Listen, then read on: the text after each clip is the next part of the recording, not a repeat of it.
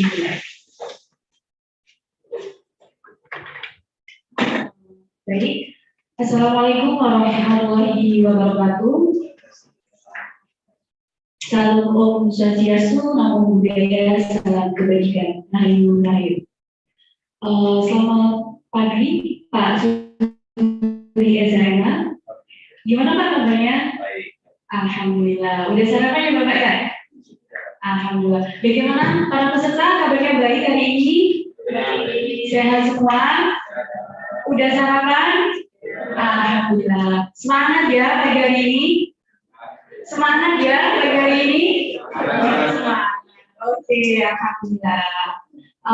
Sebelumnya perkenalan dulu, nama saya Dian Wahyuni selaku moderator yang akan memandu acara pembekalan PKPA angkatan 16 tahun 2023 pada pagi hari ini. Langsung saja, sebelum acara dimulai, saya akan membacakan CV dari Bapak Suri SHMH secara singkat.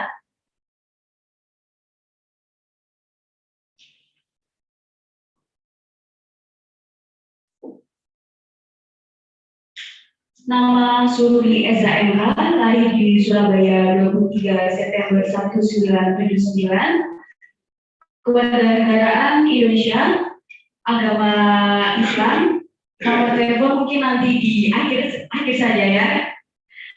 Pendidikan tahun 1986 sampai tahun 1992 di SD Made 2 Surabaya, tahun 1992 sampai tahun 1995 MTSN Surabaya 2, tahun 1995 sampai tahun 1998 SMK Darul Ulum Jombang, tahun 2009 sampai tahun 2004 program sarjana hukum Universitas Wijaya Kusuma Surabaya, tahun 2009 sampai tahun 2011 program magister hukum Universitas Erlangga. Kemampuannya yang pertama kemampuan komputer, bisa Microsoft Word sama Microsoft Excel. Yang kedua kemampuan internet.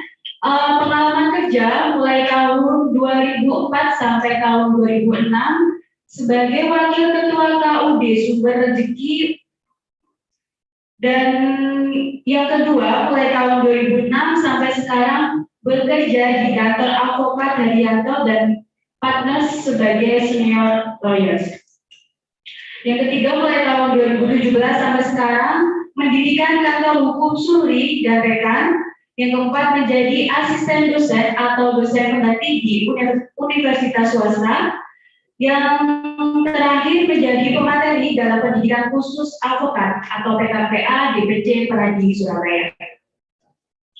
Oke, baik, langsung saja kami persilakan untuk Bapak Suri SHMH menyampaikan materi tentang teknik wawancara dengan kalian pada pagi hari. Baik, silakan Bapak. Assalamualaikum warahmatullahi wabarakatuh. Selamat pagi, salam bahagia semuanya. Terima kasih kepada Pak Moderator. Saya di sini ditugaskan oleh Pradi untuk mewakili DPC Pradi Surabaya memberikan materi PKPA, pendidikan khusus advokat, bersama antara Pradi Surabaya dengan Universitas Wijaya Kusuma. Tiap kali mengadakan PKPA, saya ikut dalam mengisi materi. Biasanya saya mengisi tentang tryout, multiple choice, latihan untuk ujian biasanya. Kalau di sini tapi di tempat lain saya biasanya fungsi dan peran advokat, argumentasi hukum juga. Tapi untuk kali ini saya mau berbagi ilmu kepada rekan-rekan semuanya yang kelihatannya sudah senior semua, sudah matang ilmunya tentang teknik wawancara. Materi Jumat sudah saya serahkan kepada panitia mungkin sudah di-share materi dari saya, dan ini nanti juga akan ditampilkan di sini, cuma masih diproses, mudah-mudahan bisa. Tapi yang terpenting adalah komunikasi kita. Yang terpenting adalah bagaimana saya menjelaskan, mentransfer pengertian saya kepada rekan-rekan lingkungan tentang wawancara. Tadi belum disampaikan oleh moderator untuk tanya jawab, mungkin bisa langsung, ya. Ya, langsung aja nggak apa-apa. Jadi lebih hidup, karena ini masalah wawancara. Wawancara itu tidak ada materi khusus. Ini hanya masalah pengalaman saja kalau wawancara itu. Kecuali materi khusus kita fokus ke materinya dulu, baru menjelang akhir kita tanya jawab. Tapi karena ini wawancara, ini sharing pengalaman. Jadi seberapa jauh saya melakukan wawancara dan seberapa penting itu yang mau saya bagi kepada rekan-rekan saya. Kita ini advokat bergerak di bidang jasa, ya. Dalam undang-undang sudah disebutkan mewakili, membela di luar maupun di dalam pengadilan sesuai dengan keahliannya, keahlian hukum ya tentunya. Artinya kita ini bergerak di bidang jasa, bukan membuat produk-produk kayak di home industri atau di industri. Dan untuk jasa itu yang terpenting adalah kepercayaan. Ya, kepercayaan, trust, kepercayaan. Itu yang paling utama. Kalau kita dipercaya, kita enak. Kita bekerja enak. Kita juga bisa maksimal kalau kita dipercaya. Tapi kalau kita nggak dipercaya, ya kita akan diputus kalau kita sudah menjadi kuasanya. Kalau belum jadi kuasanya, mereka akan mundur menjadi kuasa kita. Artinya kepercayaan harus kita bangun. Seorang advokat harus terpercaya, kredibilitasnya, track record-nya, dan lain sebagainya.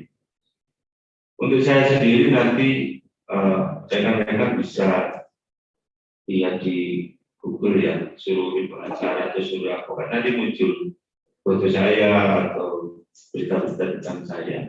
Walaupun saya masih baru, tapi karena saya, ya mungkin ada yang percaya sama saya, jadi bisa nanti dilihat di situ. Artinya yang paling utama kita dalam profesi advokat, yang paling utama yang kita minta atau kita ambil atau kita wujudkan adalah kepercayaan. Kepercayaan itu bisa jadi dari penampilan, dari tingkah laku, ya, berpakaian, potong rambutnya bagaimana, kan ada ya. Jadi orang itu lihat dari luar saja bisa tahu ini umpamanya sama-sama pengacara, ini pengacara pidana, ini pengacara perdata. Dilihat dari sepintas bisa tahu. Kalau pengacara pidana itu nggak seberapa formal, jadi bisa pakai levis, sepatunya juga pakaiannya itu yang penting rapi, nyolok gitu. Terus biasanya pakai bling-bling ya, kayak kalung ya, kayak itu biasanya pidana mereka. Dan hidupnya itu lebih ke arah entertain, lobby seperti itu. Beda dengan pengacara perdata. Perdata ini ketemunya dengan bank-bank, banking, dengan orang-orang ya direktur, dengan seperti itu. Mereka menyesuaikan diri juga, pakai jas, pakai dasi, pakai apa saja. Dan itu ke bawah dalam hari-harinya. Ke bawah dalam hari-harinya. Di situ itu bisa lihat betapa pentingnya suatu penampilan itu. Nah, kita bisa memilih cara penampilan kita disesuaikan dengan sehari-hari kita. Karena pengacara itu tidak bisa menguasai semua ini. Ada yang ahli, kalian yang sukses ya. Kalau ada yang mengaku saya semua bidang saya bisa, biasanya nggak sukses. Tapi yang sukses itu dia fokus ke salah satu ini, misalnya pidana, pidana, khusus pidana ya. Dia akan sangat paham dan sangat mendalam di pidana itu. Ini ahlinya di kepolisian, nggak pernah kalah, perkaranya nggak pernah naik. Seperti itu. Ada kalau lapor orang nggak kena, semuanya kena. Ada yang ahli di perdata, ada yang ahli di niaga, ada yang ahli di perguruan. Kalau fokus mesti jago. Karena apa? Semuanya itu butuh komunikasi, butuh perawatan, butuh koneksitas, butuh segala macam. Tanpa dirawat, tanpa dijalin hubungan, kita juga kehilangan informasi. Ada aturan baru, kalau pidana ada pimpinan baru, ada segitu-gitu lah, gitu ya. Dan perkara itu butuh butuh koneksi, butuh informasi, butuh banyak lah, butuh hal untuk menang itu seperti itu. Pertanyaannya, dari wawancara ini, dari kepercayaan tadi, untuk bisa kita raih itu melalui wawancara, melalui komunikasi. Benar apa tidak? Benar apa tidak? Melalui komunikasi, wawancara. Dengan wawancara ini kita saling tahu. Contoh ya, saya buka Suri dan PK. Ada orang datang ke saya, mereka yang serius tidak mungkin. Masuk perkara serius itu punya akibat yang mematikan, resiko yang besar. Bisa bangkrut atau bisa apa. Kalau cerai mungkin ya, Tapi kalau masalah yang besar itu tanah, ratusan miliar hotel atau apartemen atau mereka nggak mungkin. Lihat lakat terus masuk nggak mungkin. Kita juga gitu. Ada orang datang, kita juga nggak langsung percaya tanpa referensi dari koneksi kita. Pak, ini ada perkara seperti ini, orangnya seperti ini. Nanti kita terlanjur menangani uangnya boceh, kalau kata orang boceh, nggak komitmen, bisa jadi kita nggak dibayar. Saya pernah nggak dibayar. Semua juga mengalami nggak dibayar. Jadi komunikasi perlu untuk saling tahu antara pengacaranya dan kliennya, antara pemberi kuasa dan yang diberi kuasa. Ini harus saling tahu, saling kenal. Setelah saling tahu, saling kenal, baru merapat ke perkara. Perkaranya kayak apa? Itu diidentifikasi. Mereka akan bertanya, mereka akan berkeluh kesah, mereka akan bercerita. Di situ kita punya cara bagaimana kita menjadi pendengar yang baik, bagaimana kita menjadi calon advokat yang baik. Banyak teman saya yang bertemu dengan orang besar, besar dalam arti punya usaha, punya apa saja. Konsultasi. Dan konsultasi itu belum diminta untuk ngasih solusi. Teman saya langsung, udah itu gini kan, langsung aja gini. Justru nggak dipakai, justru nggak nyaman. Karena apa? Loh, kok ini orangnya yang aktif, ada apa ini? Seperti itu. Itu penting. Jadi karena kita ini yang ngoyo, udah Pak, ini selama saya kan malah nggak percaya. Terus gimana caranya untuk percaya? Kalau saya ya, supaya mereka nyaman. Bagaimana supaya nyaman? Ya aku adalah kamu. Aku adalah kamu. Kita advokat ini adalah mereka. Jadi apa yang disampaikan oleh mereka kita dukung, kita dengarkan, kita empati, kita ikuti semuanya. Wis ngomong satu tugas apa boleh, tak ikuti, tak dengarkan sampai mereka pada titik butuh solusi. Baru kita kasih solusi secara umum. Pingin detail lagi kita detailkan, pingin detail lagi kita detailkan. Sambil ingin tahu menang apa kalah, kita sampaikan Apakah pengacara bisa tahu menang apa kalah? Saya tanya. Bisa tahu? Pengacara menang apa kalah? Bisa tahu? Bisa. Kenapa bisa? Kan dari kasus awalnya kita sudah bisa mereka-reka. Kira-kira gini Pak, kalau 100% pasti tahu atau enggaknya nggak mungkin Pak. Tapi kita bisa tahu probabilitasnya gitu Pak. Oh iya, kemungkinan Yes, kemungkinan bisa. persentasenya ya. Ada yang punya berapa banyak? Karena kita kan juga terkait dengan hati yang kadang subjektif, ya, kadang ilmunya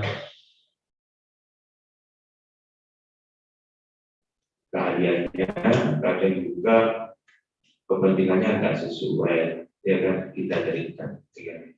Mungkin jawabannya Pak siapa? Pak Sentosa ini. Nah, kita kadang bisa tahu, kadang nggak tahu. Kalau jurangnya terlalu jauh, ya kita tahu. Misalnya kita digugat orang, rumah kita digugat orang, yang gugat nggak punya surat, ya pasti menang. 100% ya pasti menang. Pak saya digugat, mereka punya apa? Nggak punya Pak, cuma dapat cerita dari orang tuanya, terus saya kan gugat. Loh ya 100% Pak. Ibaratnya gitu. Tapi kalau mereka punya surat, kita punya surat, ya kita tidak tahu. Karena persentasenya kecil. Gitu loh. Kita dilaporkan menggelapkan barang apa karena nggak bayar. Padahal kita punya bukti pembayaran, ya pasti lolos. Ibaratnya. Jadi, ada yang bisa kita jawab, ada yang nggak bisa kita jawab. Itu. Nah, wawancara itu untuk modal awal kita, termasuk modal untuk mengetahui, katakanlah kita paling ringan waris, misalnya. Waris ini untuk mengetahui ya kita masa tahu namanya neneknya siapa, punya anak berapa, ini kan perlu kita wawancara. Tanpa wawancara ya tidak mungkin tahu. Atau mungkin orang cerai, masalahnya apa, bertengkarnya kenapa, mulai kapan, puncaknya kapan, siapa itu, apa yang terjadi, masih bersama atau sudah berpisah, tempat tinggal, dan itu perlu kita wawancara. Jadi tujuan wawancara itu untuk mengetahui semua, termasuk kita untuk mengukur diri kita, kayak honor, kayak apa. Kita perlu dengan melihat berapa lama kasus ini kalau saya tangani, dengan melihat risikonya berapa besar. Oh, lawannya itu mafia, orangnya, premannya banyak, kenalannya polisi angkatan-angkatan. Kita bisa diteror, kita bisa diculik, kita bisa. Nah, itu dihitung, jangan nggak semakin besar ya semakin mahal. Jangan terus takut mundur, wah ya dihitung. Oh mereka dengan ormas ini, dengan ormas itu, dengan jadi itu. Nah, itu kalau saya tambah senang, tambah banyak ini. Kalau mereka nggak jadi, itu jadi ya. Ibaratnya gitu. Itu tujuan. Sedangkan advokat sendiri punya kewajiban dalam undang-undang advokat untuk merahasiakan sesuai dengan pasal 19 ya, merahasiakan informasi dari klien. Tujuannya advokat, kewajibannya advokat. Termasuk di pengadilan dia bisa merahasiakan itu. Pak saya mohon maaf tidak bisa buka. Bisa jadi itu dikabulkan oleh aku. Atau silakan dibuka saya yang memberi kekebalan hukum misalnya. Bisa jadi. Jadi memang advokat diwajibkan untuk merahasiakan informasi dari klien. Itu kewajibannya. Ini diberikan supaya klien merasa aman, merasa nyaman, dan merasa terlindungi. Gitu. Jadi kadang-kadang itu buka informasi nggak jadi, akhirnya bisa nggak jadi. Saya dapat Pak saya mau cerai Pak, istri saya gini. Itu biaya segini, untuk nggak jadi Pak. Nah, walaupun nggak jadi, kita tetap harus berhasilkan itu. Harus kasih itu, tak buka atau kasih. Bukan nggak bisa. Advokat itu melekat pada diri kita. Dan mereka hadir, mereka datang karena kita advokat. Bukan terus ngopi-ngopi itu mereka canda, gitu.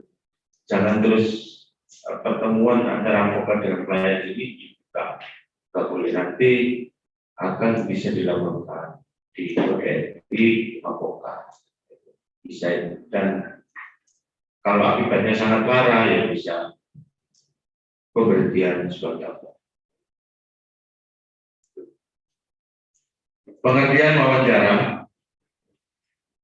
Wawancara adalah komunikasi lisan yang punya struktur tertentu antara dua orang atau lebih dengan mampu atau menggali informasi bahwa fakta untuk tujuan tertentu.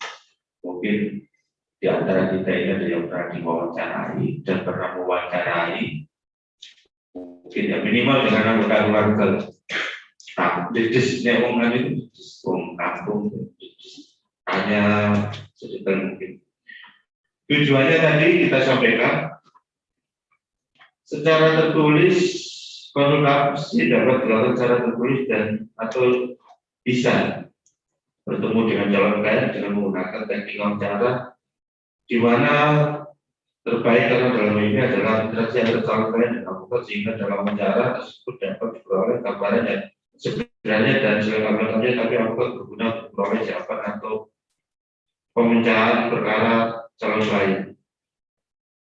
Konsultasi itu ya wawancara tadi ya bisa lisan bisa tertulis. Kenapa bisa lisan bisa tertulis? Kenapa perlu tertulis? Tujuannya adalah supaya mereka nggak mengingkari. Supaya mereka nggak mengingkari. Jadi wawancara itu konsultasi kita bikin berita acara. Setelah selesai ditandatangani. Banyak orang yang ketika ada masalah, banyak orang datang ya. Orang itu kan tidak semuanya punya itikat baik, tidak semuanya jujur. Datang itu cerita setengah-setengah. Padahal dia itu posisinya lemah. Ada yang disembunyikan. Ketika lawannya melawan, dia ketakutan. Kita yang oh itu, klien saya Pak, saya nggak pernah ngomong gitu, saya nggak pernah. Kita sudah terlanjur ngasih somasi. Pak, kembalikan. Ini kalau enggak, lihat sendiri kamu. Saksikan kamu. Setelah kita ngancam, dijawab sama mereka, dilaporkan. Karena dimulai. Saya nggak pernah ngomong gitu, Pak. Saya nggak pernah. Nah itu untuk menjaga itu semua, kita pakai berita acara. Simpan. Nah nanti kalau ada apa-apa, sesuai dengan informasi klien. Kalau biasanya kita rekam langsung juga nggak apa-apa. Nggak apa-apa. Pakai rekam, pakai tertulis, pakai apa. Tapi lebih enak kan ditandatangani, disahkan. Jadi memang disengaja. Tujuannya itu supaya melindungi kita sendiri juga. Gitu. Bisa jadi ada keluarganya yang lebih kuat, ikut turut campur. Dulu kenapa bisa seperti ini? Jadi tak serahkan bapaknya, anaknya yang ke kita. Lama-kelamaan bapaknya tahu turut campur. Loh, kok bisa gini? Kok langkahnya ini loh? Sudah kita sepakati kok Pak. Ada tertulis, ya itu untuk mengamankan diri kita. Dan perlu ketemu, perlu wawancara itu. Ada juga yang, Pak, saya mau udah kirim aja KTP, akte kakak ini, tak bukan surat kuasa, bikin tak WA, di WA di print. Coba saya tanda dikembalikan, tapi kita nggak pernah ketemu. Kalau ada apa-apa nggak ngaku biasanya. Saya nggak pernah tanda tangan Pak, bukan saya Pak, bukan apa. Memang saya di WA, tapi saya nggak pernah ngirim. Ya kan, bisa nggak ngaku itu. Kalau jagani elek, jagani resiko. Kita itu berjaga terhadap resiko. Tuh. Pada konsultasi pertama, seorang advokat harus seksama terlebih dahulu mendengarkan hal yang diutarakan oleh klien.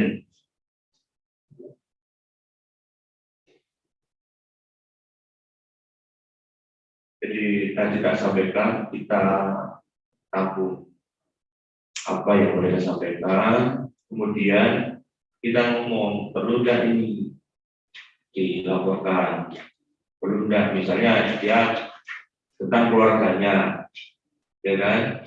Tidak, bukan musuhnya. Kalau musuhnya pasti diserang keluarganya. Anaknya nyuri perhiasan ibunya, itu kita kasih saran.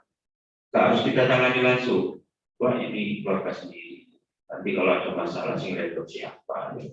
Itu perlu kita kasih seperti itu. Jadi kita nggak boleh oportunis ya, nggak boleh asal jadi perkara. Ada orang datang asal jadi perkara. Kalau perlu perkaranya kita pecah-pecah, wah ini bisa dipidanakan. Balik kuasa lagi, segini Pak ini bisa di PTU kan, kuasa lagi segini Pak. Satu perkara bisa 5 jalan 5 instansi, ya pidana, ya perdata, ya tun, ya agama. Ini dimintakan penetapan dulu aja, ya tak karu-karuan. Nah itu tujuannya Pak, untuk keuntungan pribadi seorang advokat. Tidak boleh. Tidak boleh ya, kita harus punya hati nurani. Advokat harusnya. Seorang advokat harus mampu memberi penjelasan pada klien tentang bahwa perkara tersebut dimenangkan, tak boleh menjanjikan, alternatif penyelesaian, penjelasan begitu penting, strategis sehingga harus didasari oleh hukum alat bukti, fakta-fakta yang sah. Di samping itu, advokat dalam wawancara perlu juga mengutamakan besarnya biaya, limit waktu, dan target tidak dicapai dalam menyelesaikan perkara tersebut. Jadi perkara itu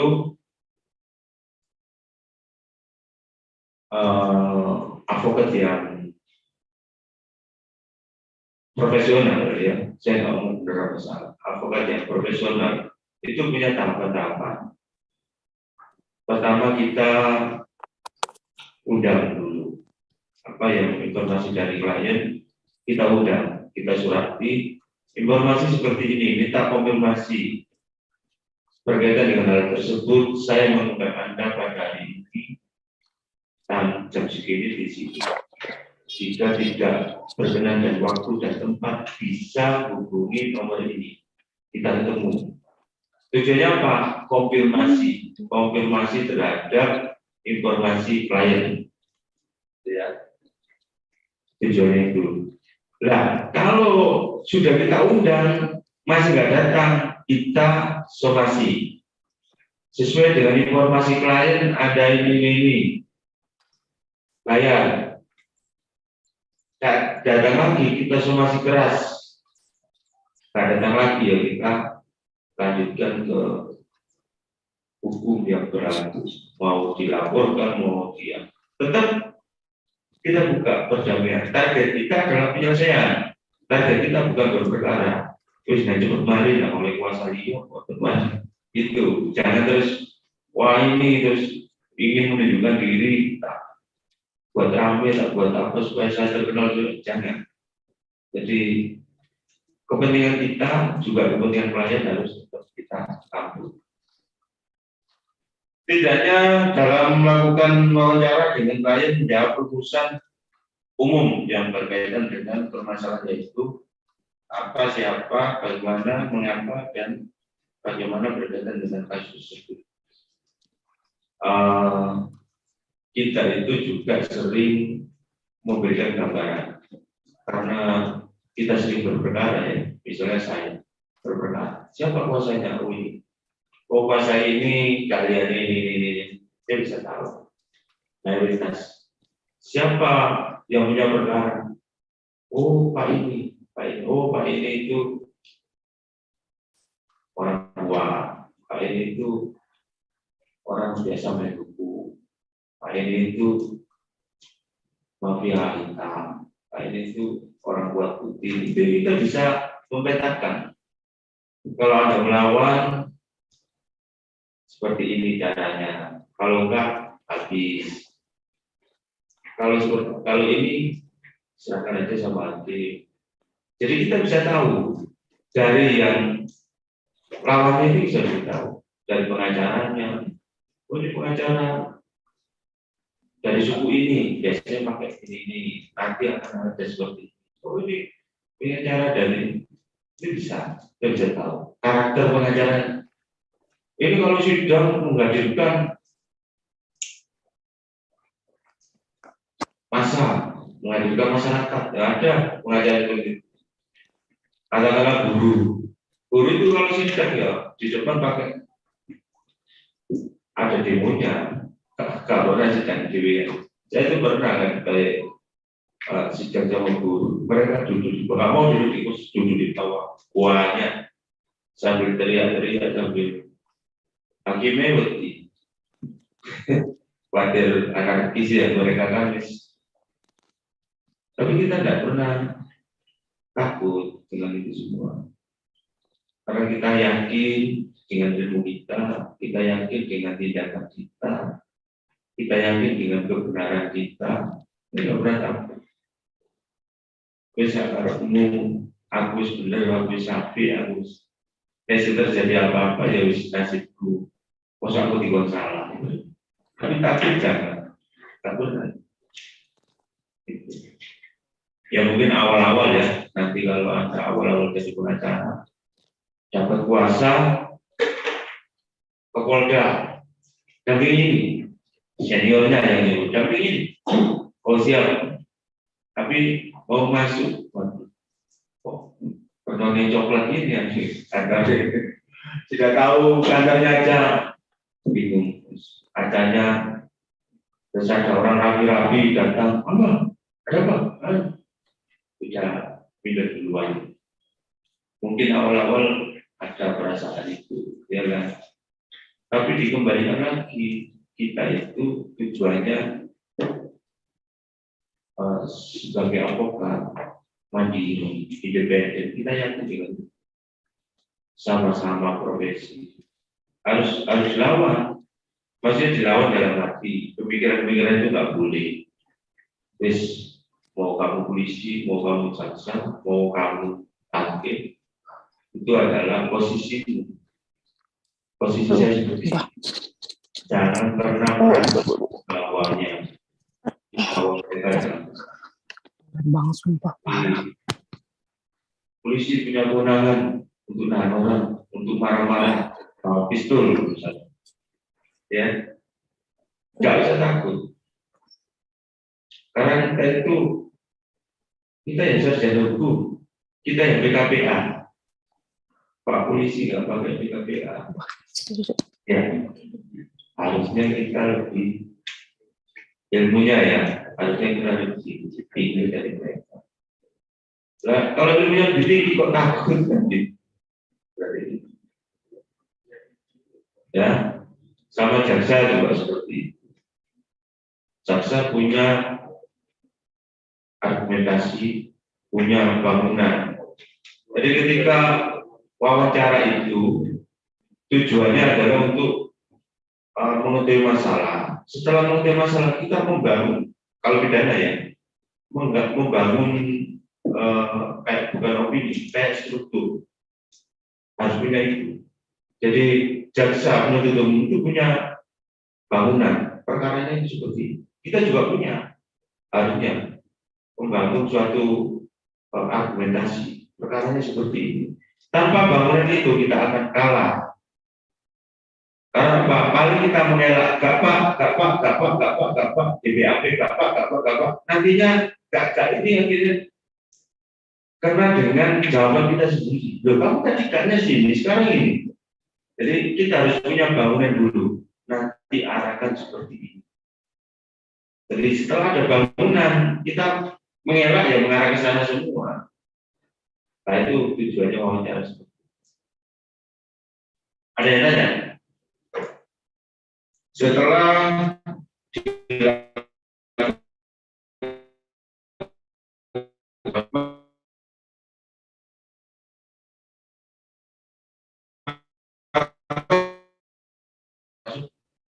menyadari ada keberatan dari klien dalam somasi gugatan, pledoi sebagainya adalah bersumber dari klien atau dengan kata lain bukan karangan atau praduga kronologis perkara itu dapat dijadikan pedoman atau acuan bagi seorang advokat dalam menyelesaikan perkara biasanya hal yang diutarakan oleh klien pada konsultasi pertama ditindaklanjuti dengan pembahasan kronologis secara tertulis yang disusun oleh klien atau oleh advokat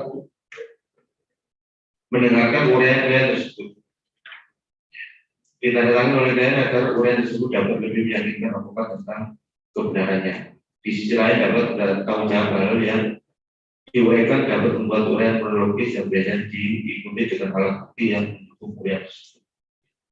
Jadi, ya, silakan. Kalau seumpama kita wawancara ketemu dengan klien, terus kemudian klien ini menyampaikan sesuatu yang dia menyampaikan sesuatu, ternyata dan kita sudah setuju itu mengambil klien tersebut sebagai klien kita. Namun di perjalanannya kita dengar dari orang lain, Pak, bahwa informasi yang disampaikan tidak seperti itu. Boleh nggak kita cut mereka untuk tidak mewakili mereka lagi? Mengundurkan diri. Betul. Pertama, tindakan kita jika dapat informasi dari orang lain, kita konfirmasi dulu.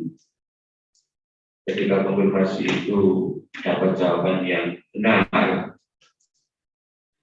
atau dapat jawaban yang tidak memuaskan, kita kan ambil sikap. Dalam kode etik itu ada aturan seorang pengacara boleh mundur dari kuasa sebagai kuasa dengan catatan karena tidak sesuai dengan aturan atau keahlian. Kalau saya datang, akunya agama Kristen, dapat informasi itu akunya agama Kristen, Islam, terus kita mundur nggak boleh. Kalau masuk itu katanya orang Batak, ternyata Ambon. Padahal saya benci dengan orang Ambon. Warga juga saya dulu, ya itu nggak boleh. Karena suku, ras, nggak boleh. Tapi kalau hati nurani, kita merasa dibohongi, kita ya kayak dramanya Sambo itu kan seperti itu kan. Ada yang merasa dibohongi dan lain sebagainya. Siapa yang bohong, siapa yang dibohongi kita juga nggak tahu. Semuanya dari media, ya kan? Nggak bisa kita tanpa wawancara kita menyimpulkan suatu perkara, nggak bisa. Ya kayak Sambo itu, sih benar sih di sini. Putri itu ikut membunuh apa enggak sih? Kalau membunuh, apa yang dia lakukan? Nah kalau cuma mengadu kan, wah tidak biasa. Tapi kok dihukum 12 tahun kan gitu. Kita juga nggak habis pikir. Pembunuh itu kan masukkan rumah, mengunci, borgol, menembak. Terus tanya putrinya apa? Tidak ada sebenarnya. Cuma ngadu, Pak aku, hati orang hari ini. Suami ini nggak kuat, karena rasa kuat, rasa mampu, rasa aman, rasa. Tapi kan nggak dilunggu, nggak ada kata-kata SMS bunuh dia Pak. Tapi kan naik, ya. Nah, itu kita nggak tahu ya. Kalau nggak wawancara langsung kita nggak tahu. Tapi kalau mama faktanya nggak ditemukan seperti ini, kalau klien saya harusnya bebas. Jadi ada tontonan suatu peristiwa pembunuhan sebenarnya sangat menarik semua orang, tapi ditangani oleh orang-orang yang kurang profesional, hakim, pengacara kurang, nggak menggali apa-apa. Jadi kita nonton itu mana ya sesuatu yang kita rasakan, harusnya nggak ada seperti itu. Semuanya yang ditanyakan sudah kita duga semua. Yang diomongkan hakim sudah ada berbohong, ada nggak profesional, nggak boleh. Seorang advokat menuduh atau membicarakan tentang bukan di luar hukum, di luar perkara. Orangnya misalnya, Anda nggak profesional nggak boleh, kira pribadi nggak boleh, itu melanggar kode etik. Dan itu bisa menimbulkan kemarahan, bisa menimbulkan masalah. Saya pernah juga ramai dengan jasa ya. Waktu itu saya tangani cerita di kita supaya nggak ngantuk. Ya, saya pernah tangani pajaknya PKPU. Ya, pajak para PKPU. Sebenarnya yang bertanggung jawab itu bendaranya, bendara PKPU. KPU kok PKPU, bendara KPU. Tapi bendaranya bisa lolos. Ya karena itu bawa-bawanya. Nah, saat bendara ini jadi saksi, saya cecap segala macam teknis cara menyetujui mengambil uang dan sebagainya itu saya ketika terpojok jaksanya yang ikut jawab penuntut umumnya lo itu nggak gini itu nggak gini itu akhirnya kan saya sebagai manusia biasa ya sebagai anggota biasa marah kan Pak Hakim tolong dipindah posisinya saksi menjadi JPU jadi saksi dengan suara yang agak keras tolong kayak gitu terus ada apa ini saya sudah memberi dia kesempatan untuk tanya nggak digunakan sudah digunakan saya nggak merepoti saya nggak menghalang-halangi saya nggak nyerempoti tapi ketika saya tanya dia ikut-ikutan dia yang jawab saya tanya saksi dia yang jawab nanti dia saksi pindah aja dulu jangan rame dan saya diam aja ayo pindah aja saksi jadi jaksa jadi saksi kenapa sampai orang-orang kok bisa gitu Pak kok keras sekali biasanya kan kita Pak lo nuwun supaya nanti gak dituntut tinggi kalau saya tidak paham kalau saya ya sesuai hukumnya belakangan baru kalau mau ngomong ya silakan ngomong dengan mereka setelah kita perjuangan dulu jangan mereka merasa di atas langit enak aja kalau urusannya benar kayak gitu makanya wawancara itu supaya tahu kamu ini pelaku atau korban kalau kamu korban gratis kamu nggak pakai narkoba kok dijebak rumahmu mobilmu atau sepedamu dikasih benar kamu iya Pak kok ada narkoba nggak tahu Pak operasi saya ada narkoba lah kamu dari mana saya dari pengajian ya nggak mungkin kan kamu dari mana saya dari klub ya aku sorry orang berhubung saya percaya dia korban wis tak selesai tak bela lagi saya kon pelaku ya bagi hasilku cara kasar enggak kalau dia pelaku ya tidak profesional kan resikomu gitu terus maling biro aku biro tapi perlu untuk kekuatan hati kekuatan mental tahu dia pelaku atau korban kita punya kesimpulan ya wah sinetron wah sinetron kita punya kesimpulan itu advokat akan punya kepegangan ya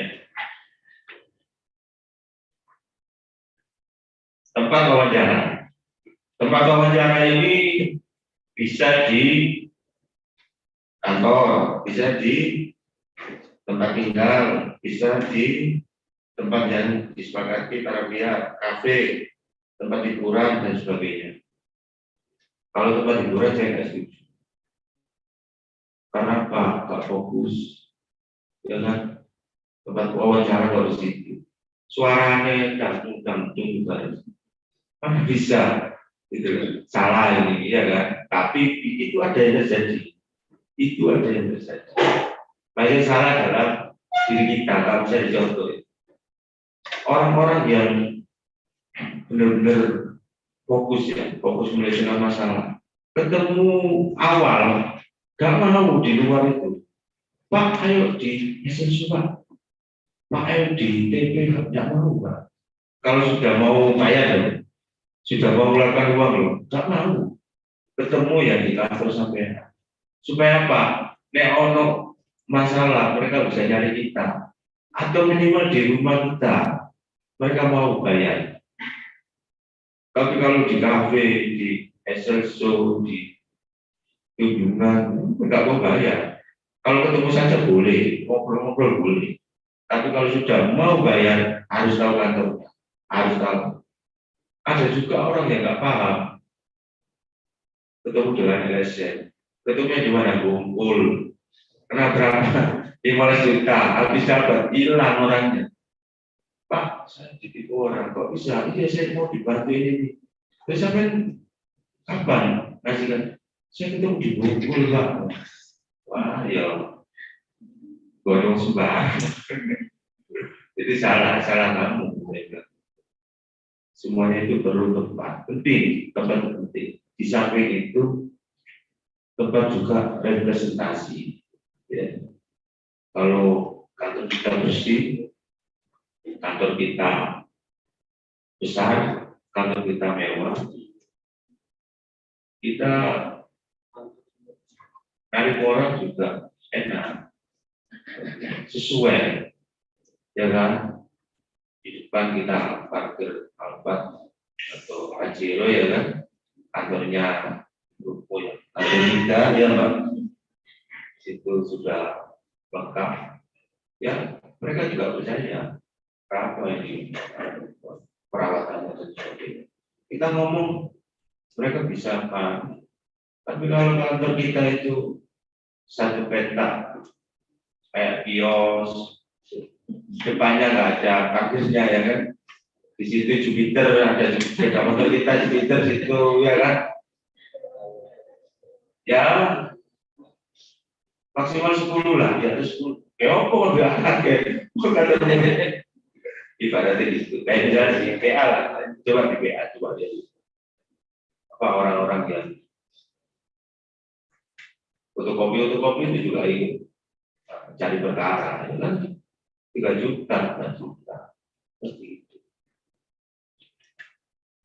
Itu juga perlu penampilan juga kita juga pakai yang semakin itu juga mereka untuk kurang. Awal pertama itu mereka mukul.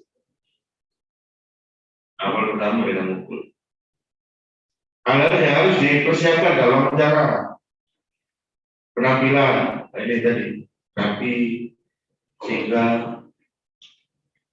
kesan baik dan pada advokat rapi dulu lagi. Kalau sudah rapi ya ditambah lagi yang mahal, yang supaya ada bedanya. Kita jalan dengan klien ya bertiga berempat, mana pengacaranya? Ya kan, pakaiannya sama-sama matahari semua, dia di matahari semua. Ya kan, nggak kelihatan, ya kan.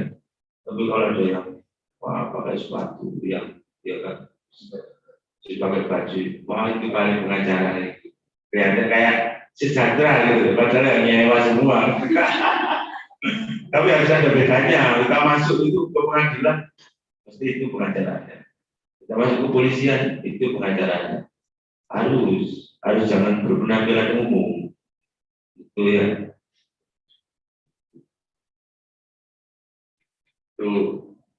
Itu bagi masyarakat, bagi kita sendiri supaya enak. Kalau kita merawat diri kita saja, kita beres. Kalau diri kita nggak beres, ya kan, mungkin kita ada juga pengacara yang supaya karena dulu nggak jadi pengacara, nggak punya uang. Setelah pengacara dapat sedikit uang, pulangnya malam-malam terus. Akhirnya apa? Semuanya terbengkelai, semuanya segala siap. Pakaiannya sudah 3 hari dipakai terus. Dia nggak siap untuk mempersiapkan diri. Wajahnya nggak fresh, tidurnya kurang, matanya merah. Ya klien ya akan bertanya, akan meragukan itu. Karena nggak beres dengan dirinya. Ada itu. Sudah pengacara, dulunya tertib, baik, gara-gara sedikit punya uang, nggak kuat derajat, ingin tahu semua tempat, pulangnya malah jam 3, jam 8 ketemu orang, ya masih kamok terus, matanya merah terus, bajunya yang kemarin sudah lusuh semua, kena rokok pakai lagi, baunya juga, itu nggak boleh mengajar seperti itu. Kapan caranya kerja, kapan caranya menikmati pekerjaan harus ada. Menikmati ya libur cuti 3 hari kemana habiskan ke Bali sana wis gak usah ketemu orang lah sih. Mungkin kalau ada yang perlu seperti itu. Ada yang juga ketemu keluarga sudah enak juga yang kita yang ada. So, ya. Mempersiapkan alat-alat yang akan digunakan, alat perekam, peralatan tulis dan sebagainya. Biasanya kalau minimal wawancara dengan orang itu ya bawa kertas kosong sama pensil minimal, jangan terus ngomong. Wong mulai ya lari bisa. Bukan gue, nggak salah ngomongnya ini bang, nggak salah. Ya, itu kurang. Struktur wawancara ada 3, katakan wawancara itu ada 3 bagian. Pertama, pembukaan ini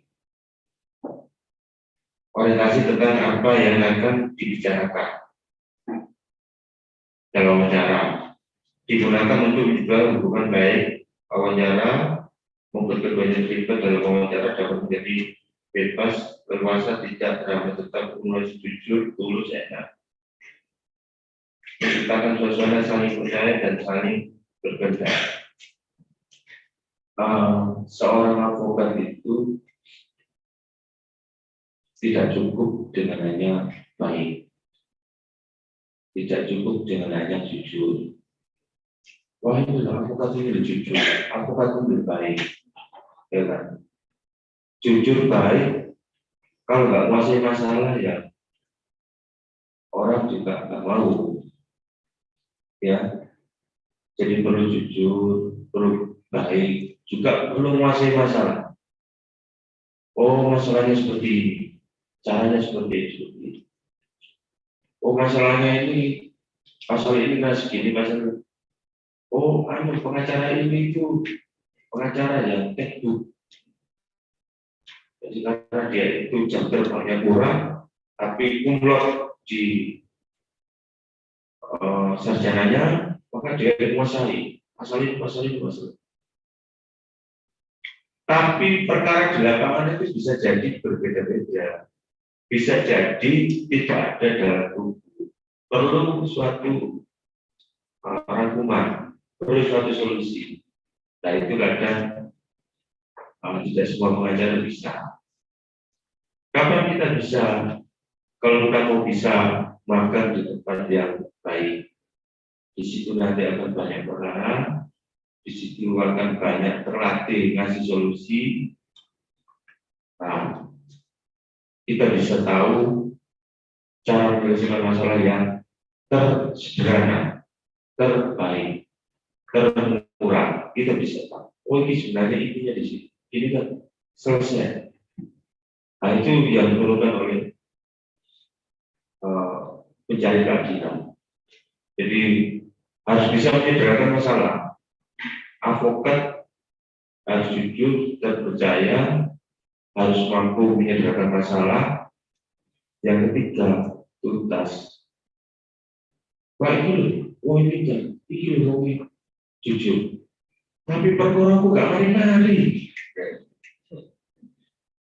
Ya mau ngasih ke temannya, aku dewe gak mari. Sertifikat gue gak mari. Oh disini dengan mari. Yaitu tuntas. Itu juga perlu. Jadi jujur tidak cukup, punya ilmu saja tidak cukup. Harus disertai dengan masalahnya selesai, tuntas. Itu. Kemudian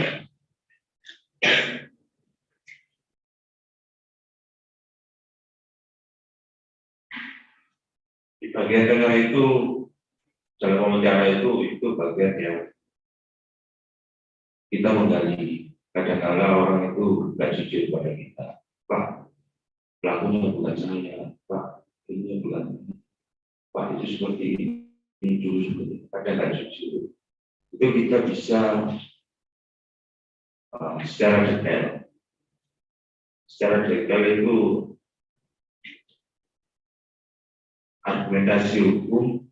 Jadi gini loh, hukum itu sebenarnya dulunya hukum itu tidak ada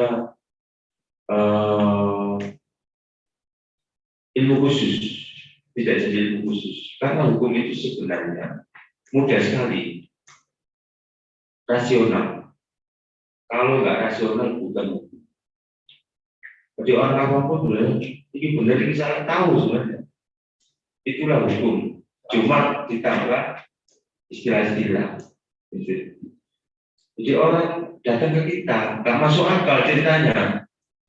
Pak saya nggak nikah, tapi kok punya anak ya? Nggak masuk akal gitu. Cara kasar. Tapi juga tidak semuanya itu gimana? Rasional. Ya memang rasional. Yang nggak rasional itu kan putusan itu ya, ada yang nggak rasional putusan. Terus juga bebas ada perkirapan atau apa saya tidak tahu. Maksud saya tidak semua perkara itu jadi perkara hukum. Ada yang peristiwa biasa. Tidak semua orang salah dihukum. Dan tidak ada nggak orang salah nggak dihukum, ada nggak? Ada nggak? Orang salah tapi nggak dihukum, nggak perlu dihukum. Ada nggak? Ada nggak? Apa salah apa? Pak kamu ini salah, tapi tidak perlu dihukum. Karena itu peristiwa biasa. Bukan? Restoratif of justice. Restoratif. Kalau itu perdamaian. Kalau saya salah tapi nggak perlu dihukum, nggak perlu dihukum. Misalnya kita cari rumah orang, salah alamat, salah, dihukum, salah dihukum. Kan gitu ya kan? Cukup barang keliru, salah, iya kan? Jadi tidak semua salah itu dihukum. Kok pikirannya salah di penjara, yang salah di penjara? Ya jangan. Tidak semua peristiwa itu menjadi peristiwa. Ada juga misalnya kita kena bilang salah, kamu salah, gak ada, kamu terjawab, salah, barangnya yang salah, mobil saya yang salah, bukan saya, ya kamu jangan ini, ya benar, pelanggaran lah. Jadi kita nggak harus jadi terdakwa. Kita nggak harus dihukum bersalah dan membayar, tidak perlu wis dihukum bayar denda. Padahal sama-sama salahnya, salah nggak bawa SIM, salah nggak bawa, salah jalur, tidak perlu dihukum, tidak harus jadi terdakwa, tidak harus ada putusan yang menyatakan si A bersalah dan harus dihukum membayar 60.000 karena salah jalur, tidak ada. Padahal salah kan? Jadi ada tingkatan. Ada peristiwa yang bukan peristiwa itu, ya. Itu perlu kita berpikir lagi. Akhir wawancara itu kesimpulan penutup. Diringkas, pokoknya ternyata apa yang dikatakan dengan wawancara tidak lanjut apa yang dikatakan oleh wawancara dan diharapkan dari pihak wawancara. Itu tadi yang ditutup, ditulis, ditandatangani. Teknik dalam wawancara, mungkin semuanya sudah pernah wawancara. Pada anaknya, pada suaminya, pada temannya, pacarnya, dan semua pernah. Wawancara itu ya kayak interogasi lah. Ya, kayak interogasi. Pertama harus kenal dulu supaya nyaman. Saya ini, kamu itu, kita ini sama-sama satu butuh solusi misalnya. Memperkenalkan diri. Wawancara dengan pertanyaan yang ringan, sifat umum, melakukan tidak langsung pada persoalan misalnya.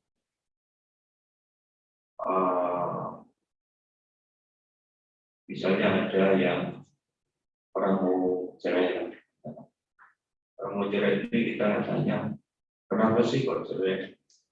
Kenapa sih kok nggak bisa diselesaikan? Kenapa?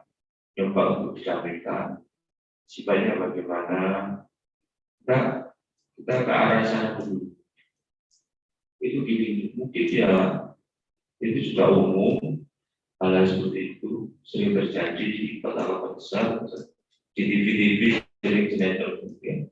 Misalnya, ya kok kesalahan seperti ini Pak? Kita ringankan dulu bebannya. Kita berumum lah. Jadi itu orang tuanya yang ikutan Pak. Ya mungkin karena khawatir, karena dia belum mandiri, kita ringankan dulu. Nah, kalau dia sudah yakin dengan apa yang dikatakan, baru kita lebih serius lah. Nah, seperti ini. Ada buktinya. Kalau mereka tidak seperti ini, kalau mereka mengelak, kalau mereka terus kita. Kalau mereka punya bukti lain, kalau mereka terus. Dari diri Anda sendiri bagaimana? Bagaimana pandangan mereka tentang Anda? Itu kita bolak-balik supaya kita tahu akar masalahnya. Itu teknik-teknik wawancara seperti itu. Tapi ya kalau dia agak tersinggung, ya kita koridor. Jangan mengarah yang menyinggung. Kita tujuannya tidak untuk mengadili kan seorang advokat itu. Tujuannya untuk menabung, menjadi bagian dari mereka dan memperjuangkan nasib mereka. Pendengar juga perlu, juga ada tata cara mendengar yang baik, teknik yang baik.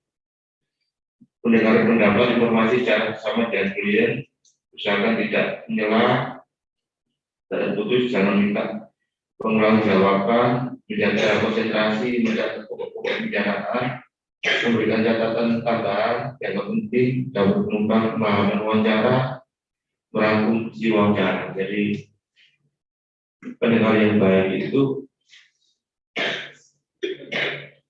tidak putus, ya. Mereka lagi cerita gini-gini. Benar nggak Pak? Itu nggak Pak? Lagi ini nggak Pak? Jangan putus. Biarkan tuntas dulu. Tuntas, baru kita tanya lagi. Tuntas, baru kita tanya lagi. Harusnya seperti itu. Tuntas, baru kita tanya lagi. Tapi tanyanya juga menggali. Jangan tanya yang menggali. Jadi kadang mereka juga tersinggung.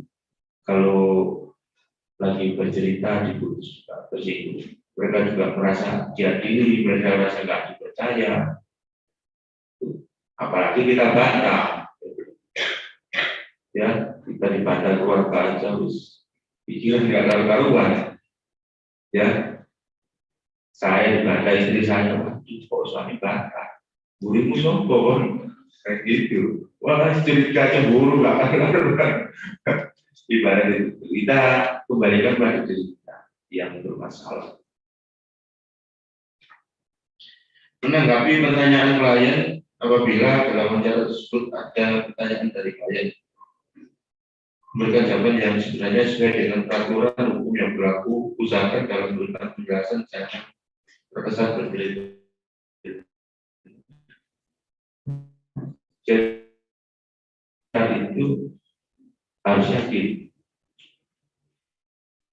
Klien ini ya tadi itu orang yang kenal dengan pengacara-pengacara besar. Kita pengacara kecil, kita orang biasa. Pak, saya ini kenal dengan si A, dengan Paris, dengan Otto, saya dengan kenal besar-besar ya. Cuma mereka di Jakarta, saya nggak mau saya di sini. Ada tak undang ke kantornya. Dia punya pengertian hukum pasti ya. Kalau orang enggak, orang sudah besar itu pasti punya pengertian. Ini gini, ini kan gini, ini kan gini. Tapi dia nggak sekolah hukum, tapi dia bicara hukum dan sok tahu hukum. Kita punya pendapat, bantah sama dia. Wah, nggak bisa itu, nggak bisa. Kita harus tetap sanggup dan kita harus tetap yakin. Karena kita bicara berdasarkan ilmu kita. Seorang advokat harus yakin dengan pendapat. Kalau kamu nggak cocok, terserah. Tapi saya yakin dengan pendapat saya. Saya ini yang sekolah 4 tahun. Ya kamu itu karena nasibmu aja kalau bisa. Kayak gitu. Ibaratnya gitu. Dalam hati loh. Ojo ngomong no ya, tukaran.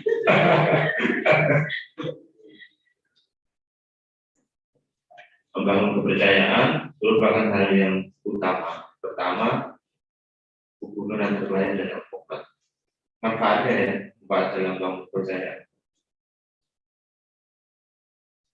Disiplin ilmu, keberanian, kejujuran, kecakapan, profesi advokat dan sahabat ini. Karena advokat sebagai pihak yang diberikan tanggung jawab untuk menjelaskan perkara yang saling membeli klien. Saya akhir-akhir ini juga menangani perkara yang campuran itu ada lapangannya, ada masanya. Jadi saya lagi sedikit cerita untuk gambaran mungkin ada nanti juga malam.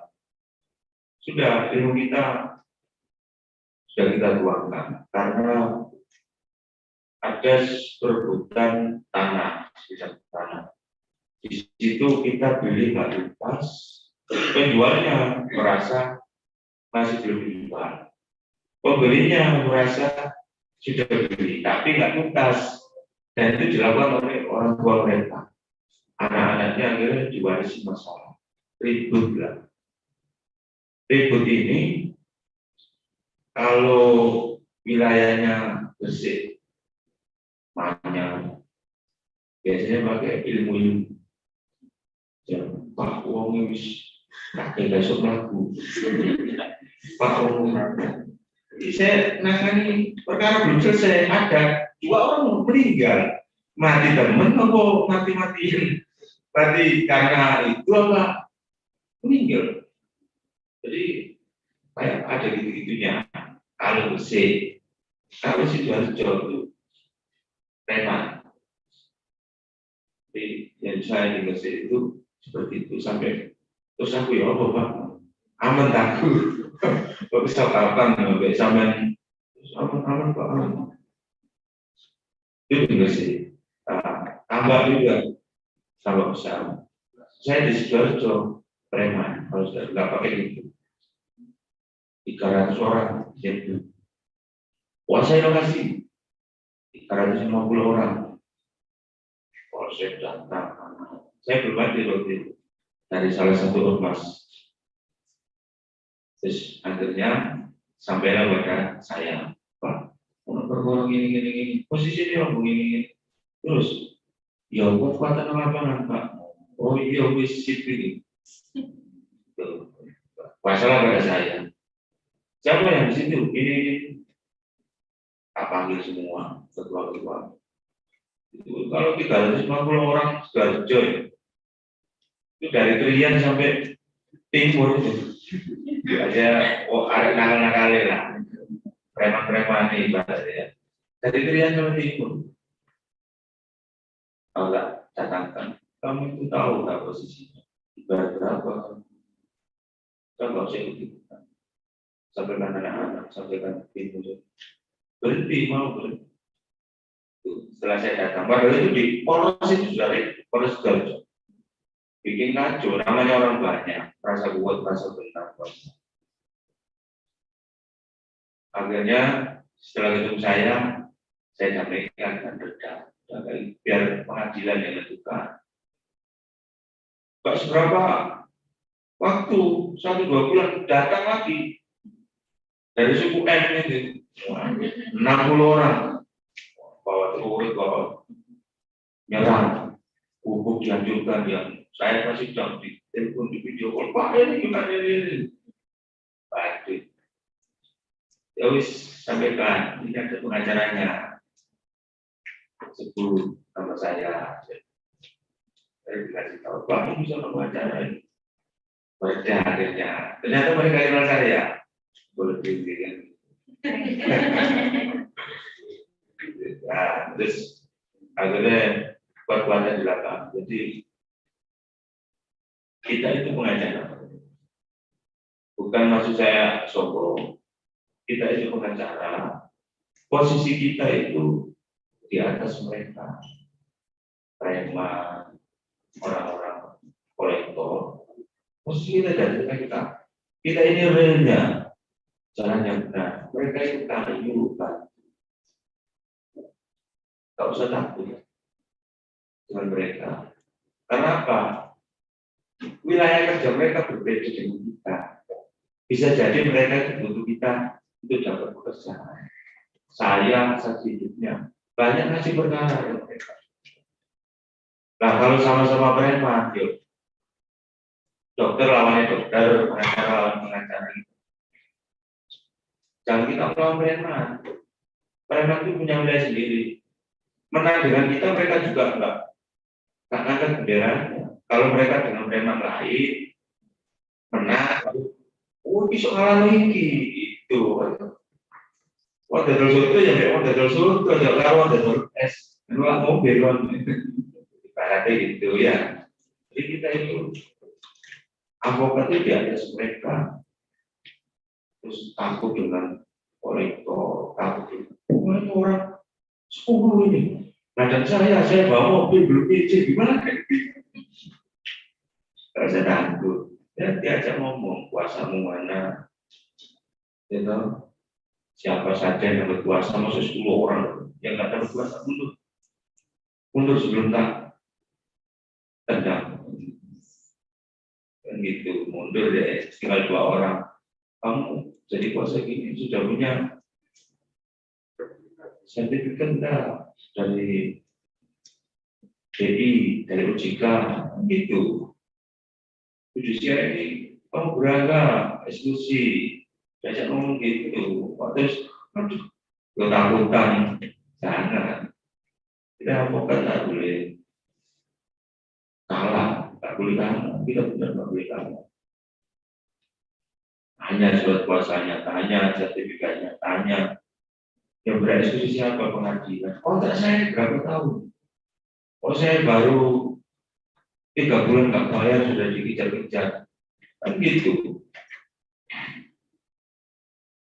Kontraknya 3 tahun, 4 tahun, 3 bulan nggak bayar dikejar-kejar. Jadi nggak boleh kalah ya.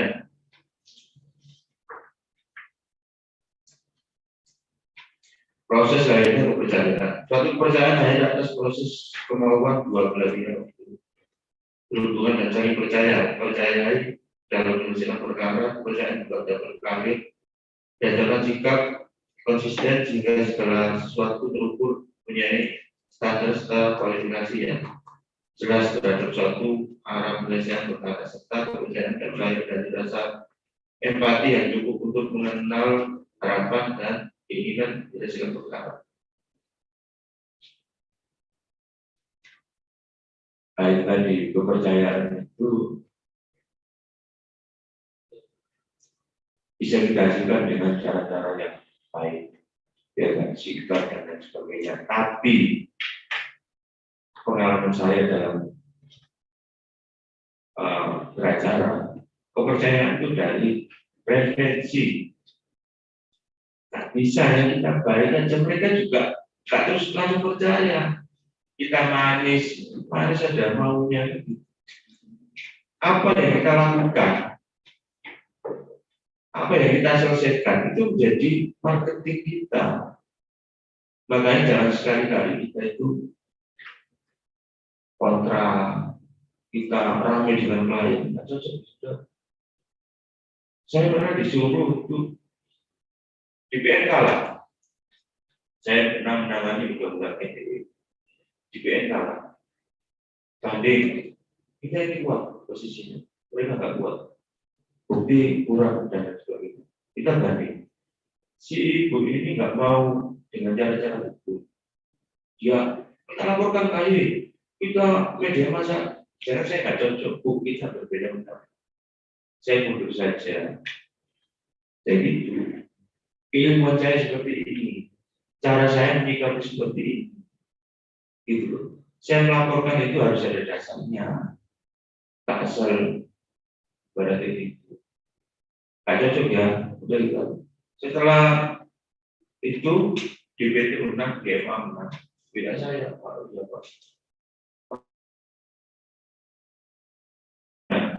Makasih Pak. Masih ingat? Umpama kita kontras, kita rame, yuk, nyapa aja nggak mau. Yuk, jadi jangan sampai kita seperti itu. Salah ya tidak, tapi kalau masalah beda pendapat nggak perlu harus melahirkan suatu masalah bagi kita. Cukup masalah yang liya kita tangan kita, jangan kita yang bermasalah. Ibaratnya gitu.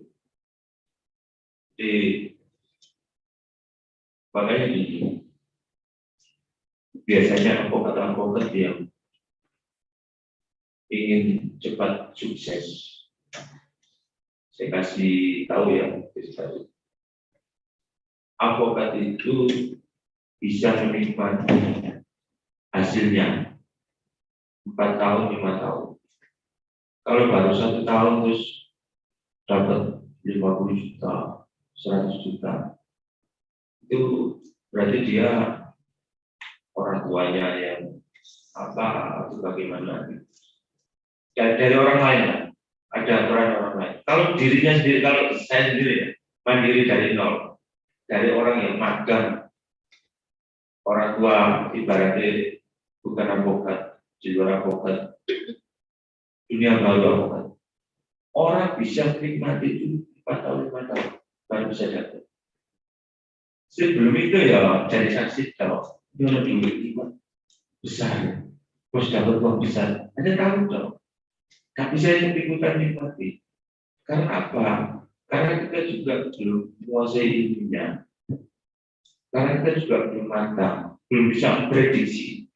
Karena yang saya bisa prediksi itu enggak gampang juga. Semua orang yang prediksi yang mendekati kebenaran bagaimana. Nah, kecuali kalau kita sudah bos serangan saya segini, selesai, sudah tak selesaikan. Baru kita bisa dapat uang, karena kita ambil tanggung jawabnya sekalian. Nah, kalau kita yang bertanggung jawab klien itu bos ini yang ikut kantor advokat ya, yang mudah langsung jadi karena tidak apa. Kalau kita ini bos, yang bertanggung jawab klien kan bos, yang punya solusi bos, semuanya bos, kalau ada masalah bos. Dan kita minta besar, sedangkan bosnya sendiri, kalau mau dewi ya gampang. Karena saya sama profesi ya, kalau bosnya kalian lain gitu, aku sama lagi yang kontak atau dewi gampang, makanya kayak klutik 500, kalau 1 juta 500, klutik tidak besar, itu harus sabar. Ini saya cerita pengalaman pribadi. Harus sabar. Baru nanti kalau kita menguasai ilmunya, nanti endingnya seperti biaya yang dikeluarkan segini. Kemungkinan besarnya kita akan seperti menang kalah itu bos serangan saya. Udah saya jamin aman, bisa selesai segini. Itu baru saja dapat. Nanti kalau baru saya begini, nah itu baru saja dapat. Jadi 4 tahun atau 5 tahun kita baru bisa dapat. Berapa Pak? 100. Oh iya Pak. Baru. Kalau 1 tahun Pak berapa 100? 100 apa ini? Tapi kalau kita bicara 100, 20 besar Pak. Coba bayangkan. Akibat dari perkara Anda itu sendiri. Coba lihat contoh-contoh yang besar. Ini saya nangani ini berapa? 300 itu. Masih mungkin sampai 100. Coba saya begitu. Saya ketemu dengan deal. Jalur saya ini deal saya ada deal.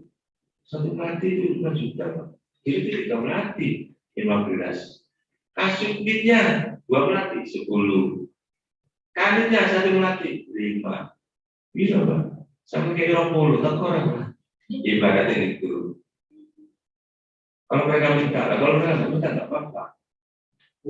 Nah, kalau sampai perkara yang kita menang, yo harus kenal mereka, bahkan gitu. Berarti minimal kita nggak diganggu, apa sesuai kebenaran minimal. Ada kalanya profesi avokat itu yang kemarin ini juga terus saya omongkan sama anak-anak. Ada kalanya kita itu harus pakai pendekatan. Nggak bisa dipungkiri ya, itu rahasia umum. Harus pakai pendekatan. Kalau mau menang, perkara mau menang, satu, perkaranya bagus, materi hukumnya. Dua, pengajarannya mampu itu mampu memecahkan masalah dan punya koneksi. Ketiga, modalnya ada. Itu di Indonesia. Kalau mau menang, perkaranya bagus, pengajarannya mampu memecahkan perkara dan punya koneksitas di polisi, di hakim, modal. Itu tiga, ya kan? Ini buka boroi pengajaran. Saya buka boroi pengajaran. Kalau benar saja, ya tetap bisa. Saya yakin bisa, tapi lama. Kita ditamakan dulu, biasanya. Saya buka, ini rumah saya kok mau dieksekusi. Kalau saya nggak salah, bukan. Nggak pakai uang, kalah, banding. Nanti itu suatu saat kita mesti menang. Ada Tuhan ngasih kita jalan keluar. Saya yakin itu. Tanpa uang, tapi kita menang. Pasti. Nah, pengen cepet menang ya, udah hati tadi. Nah, masalahnya di situ di Indonesia ini kebenaran itu dibeli. Kebanyakan kebenaran itu dibeli. Kebanyakan, dia nggak semuanya kebenaran dibeli. Jadi kadang kita itu bertentangan dengan hati nurani. Saya ini diminta untuk sumpah avokat mandiri, jujur, independen. Tapi kerjanya seperti ini. Kadang-kadang. Tapi kalau kita nggak ada hati, kita ya dilibas.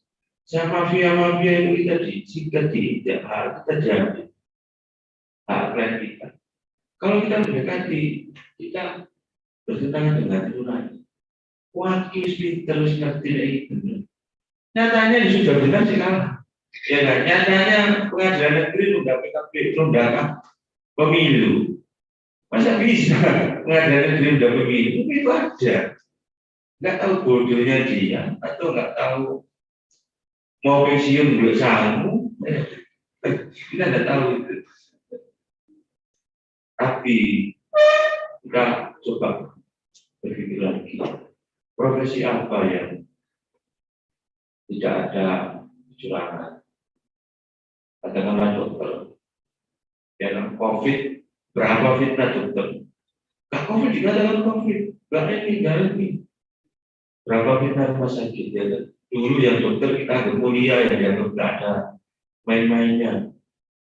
Waktu COVID itu banyak fitnah, banyak main-main. Obatnya harus ini, obatnya. Guru misalnya ada BOP, nggak dikasih kanan. Semua profesi ada. Dikembalikan pada diri kita. Kita mau melakukan seperti apa? Memang kadang-kadang itu perlu kita lakukan. Tapi tujuannya jangan sampai merebut hak orang lain. Jangan sampai membenarkan yang salah. Kalau toh itu sebagai, anggap aja sebagai harga kebenaran. Pengorbanan untuk kebenaran. Kalau niatnya mengambil hak sendiri. Kalau niatnya mengambil hak orang lain, terus kita mendekati, ya kita boleh. Ada orang nggak kuat, kita kuat. Ambil. Aku gak oleh. Terus bermasalah. Ahli waris ini. Toh boleh mau bukan. Terus kita modalin, kita bayar. Itu mafia. Itulah benar. Tidak boleh. Tapi kalau kita sudah benar, lawan orang mafia, terus kita Kalau mafianya 3 kali lipat, sampai 10 kali. Kalau tak minta 100 ekor, kalau mereka salah, jangan dipaksa. Kalau tujuannya seperti itu, kalau tujuannya untuk mengambil hati kita. Makanya saya itu profesi advokat itu tidak untuk memenangkan seorang, tidak dalam arti memenangkan itu pembacaan salah dari benar, tidak untuk itu. Kalau di pidana tujuan kita adalah haknya kita perjuangkan hak mereka. Kalau sampai terus ramuan hukum kita dipercaya, mereka bebas habis. Tapi kita maksimalkan, kita merangkul dulu. Sama dengan di perdata. Di perdata itu kita bisa mengukur persentasenya. Katakanlah sana lebih benar, sana 80%, kita cuma sana 70%, kita 30%. Kebenaran kita 30%, dan mereka 70%. Tapi yang datang kita ini 30%. Tak apa-apa, kita bela. Kita ini cuma mempromosikan kebenaran kita tadi. Pak, ini sudah IKJP, sudah kita ulang-ulang terus. Nah, karena marketing kita, akhirnya kok percaya sama kita, padahal persentase lebih besar mereka. Tapi mereka nggak bisa, nggak hadir, nggak dimaksimalkan, nggak jawab. Ya salah mereka sendiri, kita bicara hukum. Dan kita nggak ngomong kita yang mereka salah, kita nggak ngomong. Kita cuma mempromosikan persentase kebenaran tadi. Kalau saya, jadi kita perkara itu hampir 98% itu benar. Karena di awal, di wawancara itu sudah kita teliti, sudah kita filter. Saya dan kantor saya itu 98%. Nah, juara kali, apalagi penggugat, juara kali. Karena kita filter, ini kuat gak kuat ini, kita filter. Sampel berpaling sebenarnya, yang katanya orang kuat, 2 kali kita menang juga. Jakarta Pusat Semarang. Tidak ada kita ini hukum. Mau saya pernah dijadikan sama ini. Pak, saya tak putusin selamat. Ini kan ada exception solo. Udah nggak usah nanti ajain dulu. Kok bisa? Gak apa-apa ini. Saya tidak mau. Marah-marah gitu. Saya ini mas jadi hakim sudah 20 tahun. Saya keliling ini. Ada jadi pengacara berapa tahun? Tak kasih tahu, tidak mau. Mau izin lagi. Apa hubungannya dengan perkara ini? Mau bapak 20 tahun, 50 tahun, 100 tahun, ya terserah. Saya bicara perkara ini. Lama-lama kan? Ya kan? Saya tinggal bikin surat ke ketua pengadilan. Akhirnya sudah ada terang, kita selesai. Sama penyidik, arogan. Ini kantor saya, draktor. Ya kan? Tinggal merekam, minta ke Kapolresnya, minta Kapoldanya. Penyidiknya nggak profesional, ganti tim. Itu, jangan terus ketakutan. Waduh, aku diatur polisi di keren. Lawannya pakai pena, kita 5 kita juga. Jadi semuanya harus dirawat. Menjaga kepercayaan menurut saya antara seorang klien dengan advokat akan berakibat fatal menurutnya. Hidupnya dia dapat saja mengorbankan yang tidak untuk menjaga kepercayaan seorang advokat dilarang keras melakukan rekayasa improvisasi dalam menyelesaikan perkara lainnya demi kepentingan pribadi, termasuk sikap oportunitas mendorong-dorong dan menyelesaikan perkaranya melalui proses litigasi yang berlarut dengan harapan dapat menjadikan proyek sebagai lahan untuk implementasi secara material tidak untuk promosi dengan harapan dapat mengangkat nama advokat menjadi terkenal. Kadang kita itu tergiur untuk yang mendapatkan sesuatu. Oh, ini wong suki, wong enak. Sudah pernah saya dengan jadi kuasanya. Tarik biru aja. Takkan jadi mau. Nah, ini ke sini bawa perkara. Sebenarnya perkara itu ringan. Kita somasi saja itu selesai. Tapi kita nggak mau melakukan itu. Kita buka saja. Ini bahaya kalau nggak dibuka. Jadi nggak boleh. Padahal hati nurani kita itu ngomong, itu somasiin, adu data, sampai prosedur kita kamu di dataku, ayo ketemu. Selesai sebenarnya. Tapi wis kita perlu dibuatin aja. Ini tuman orang seperti ini. Padahal tujuannya ya kita yang tuman beberapa kali dapat besar dari dia. Itu tidak boleh. Perkaranya dipecah-pecah. Wah ini pidanakan aja, enak-enak aja itu. Kalau berdata nggak takut deh. Dari pidananya nggak mengenal, bukan perkara pidana. Bisa seperti itu nggak boleh. Kalau nanti lama-kelamaan dari mulut ke mulut orang-orang akan tahu. Oh kayak pengacara ini seperti itu. Nanti kita akan menggali buku sendiri. Nggak perlu seperti itu, profesional aja. Semakin nanti kita semakin ribet, semakin sulit, maksudnya semakin tidak punya waktu, mereka juga akan semakin berani bayar besar. Saya dikasih tahu sama senior-senior saya, kamu orang datang ini bisa nggak tahu dapat berapa. Itu yang sudah perlu tahu. Ada tamu berpakaian bagaimana penampilannya, bawa apa ke situ, perkaranya apa, orang ini kebiasaannya di bidang apa, hasil coba kita. Mereka belum ngomong, kita sudah tahu. Saya bisa dapat honors di bidang kamu. Benar, 10, 20, 30, 50, sudah. Jadi kalau tarif pengacara itu yang menentu di misalnya tarif kita 50 ya, mereka berani 30 atau 40, berarti bukan rezeki kita, itu rezekinya orang junior kita mungkin. Pak, saya bisanya 30, ya maaf ya, berarti bukan rezeki saya, rezekinya yang di parkiran itu dia. Di maklar-maklar tapi tidak tahu hasilnya apa.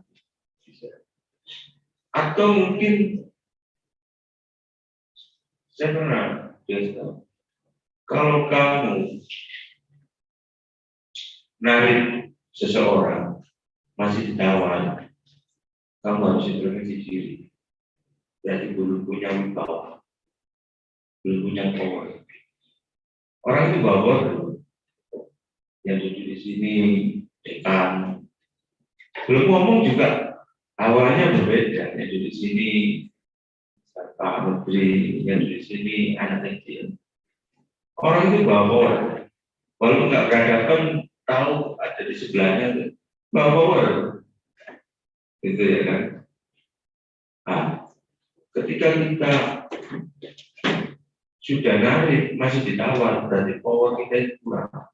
Introspeksi diri. Berarti kamu ini nggak tahu ilmunya, nggak tahu kemampuannya, nggak tahu marketingnya, kurang. Kalau sampai ditawar, gitu. Jadi senior saya itu perkara, ada yang perkara pidana itu besar kecil 500 juta. paling miliarnya kecil. Pokoknya bagi saya 500 juta. Mau besar mau kecil ada yang 5 juta. Perkara yang besar 5 juta saja nanti nambah lagi. Jadi tergantung orangnya juga. Dan mereka juga punya pasar sendiri. Saya ini kalau sudah masuk Mabes Polri pidana, saya harus ketemu ini. Makanya saya nggak pernah pakai diksi. Tapi saya nggak pernah kalah perkara saya. Saya grupnya ini Astaga, saya grupnya siapa. Mereka pakai ini, saya pakai ini. Nggak pernah kalah saya. Tapi tarik saya rezeki. Ada itu. TW, siapa lagi? Hotman Paris, siapa lagi? Ada. Makanya tarik saya rezeki. Itu. Jadi ada di sendiri. Jadi kayak senior saya gitu, senior kantor. Kalau di bawah saya, kamu aja. Udah kamu pakai benderamu. Kalau 300 ke atas, 500 ke atas, sampai ke atas baru. Mereka punya itu. Nanti kalau sudah Anda akan tahu sendiri tarif diri Anda. Itu aja bisa tarik. Saya nggak bisa. Padahal itu kelasnya di bawah saya. Jadi enaknya bukan seperti itu. Tidak ada batasannya. Tabungannya bisa juga.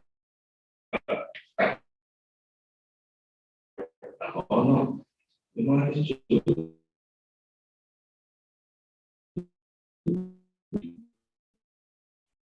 Kalau ada terus apa solusinya? Disediakan PNS 1M yang dicari-cari, yaitu enaknya vokasi siap kaya. Kalau Anda mau kaya, siap kaya, jadi advokat yang benar profesional, insya Allah bisa. Asal fokus ya. Metode penerapan honorarium di sanggawan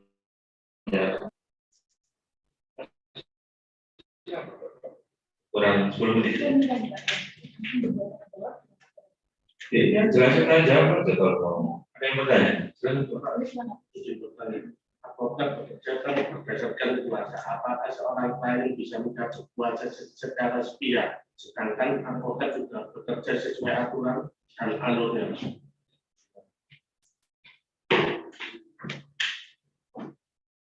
Kasih saya jawab. Ya, boleh Pak. Pada dasarnya surat kuasa itu bukan perjanjian, tapi surat perintah, ya, surat pemberian tugas. Monolog, momen pribadi memberi kuasa. Seorang advokat bisa diputus suatu waktu dengan catatan haknya sudah dikasih. Anda sudah melakukan ini. Tapi Anda memang hanya sudah dikasih, ya, sudah cabut. Saya sudah melakukan ini, saya belum dikasih. Lah, Anda minta enggak? Mereka minta ya, apanya yang dikasih? Mereka nggak punya kewajiban. Makanya itu semua harus terpikirkan bagi seorang advokat. Bikin perjanjian pra kuasa. Nanti akan lebih kuasa seperti ini. Tahapannya Kontraknya pendanaan kuasa sebesar ini, jalan sampai apa sebesar ini, pertengahan berapa persen dan itu. Nanti Anda bisa, itu nanti bisa dipakai untuk ketika saudara tidak diberikan haknya, saudara bisa buka, saudara bisa menahan ya surat-surat, namanya hak retensi. Ada suatu peristiwa di Jakarta itu, seorang menahan sertifikat kliennya karena kurang berapa gitu bayarnya, harus dilakukan polisi penggelapan, tak somasi, disomasi mulai tanggal 5 Maret harus dikembalikan. Lebih dari itu berarti ada penggelapan. 6 Maret, 7 Maret tidak dikembalikan, dilaporkan apa? Dipanggil sama Puspa ini. Bapak ini kan saya punya hak retensi. Katanya sudah dibayar tapi kurang, Pak. Pak, ya kita sama-sama mereka hukum karena polisinya. Sampai ini lemah. Karena apa? Nilai honor sampai gaji tertulis. Anda sudah dibayar. Kecuali tertulis, kurangnya berapa jelas Anda punya untuk kita. Makanya tulisan nah, biro-biro tulisan terus dibayar biro kasih dana terima itu. Nanti kalau dulu nas tahanan itu barangnya, apakah saya nggak pernah ketipu? Pernah. Saya kalau nangan guru kan gratis, ya bukan gratis. Pak ini saya PBHK Pak, tapi dari saya mau 60. Coba lihat, nah, itu kan harusnya kamu dapat 160, gitu Pak? Iya, bisa itu. Tapi harusnya seperti ini. Iya Pak, kalau gitu saya pakai apa aja. Berapa Pak? Berapa kasih transport aja? 2,5 atau 5 juta. Selebihnya 15% dari hasil. Ya Pak, dapat ya. Pernah kan? Belum saya diajak. Ini nyata ini. Saya diajak ke perusahaan TV waktu itu. Ada. Apa ini? Saya bacakan saja ya Pak ya. Ya, saya jawab. Buat jadi kemana? Pertanyaan dari Mbak Eja, yang pertanyaannya itu ada 3 Pak. Yang pertama itu terkait teknik wawancara dengan kalian, bagaimana caranya agar kalian tidak terbuka, bagaimana caranya kalian kita itu terbuka atau jujur dengan kita terhadap permasalahan yang dihadapi dalam tanda kutip, walaupun kita sudah menciptakan suasana saling percaya dan baik. Yang kedua, mendapatkan alat bukti secara diam-diam tanpa sepengetahuan pihak yang bersangkutan demi kepentingan kasus kalian kita, apakah peroleh alat bukti tersebut itu dikategorikan sebagai alat bukti yang sah. Terus yang ketiga, bagaimana tanggapan Bapak terhadap advokat yang menjanjikan kemenangan perkara pada kalian saat wawancara berlangsung?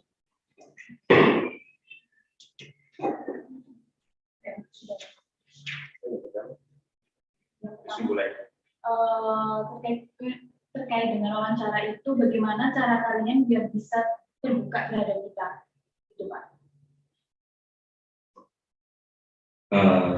Tadi kan saya sampaikan, kalau klien mau terbuka itu, kita empati dulu, kita terima dulu mereka, kita tampung dulu, kita dengarkan dulu. Nah, setelah itu baru kita minta untuk menyampaikan apa keluhannya. Nah, kalau nggak mau terbuka keluhannya ya nggak ditangani. Apa yang kita tangani? Berarti nggak lihat. Maunya kayak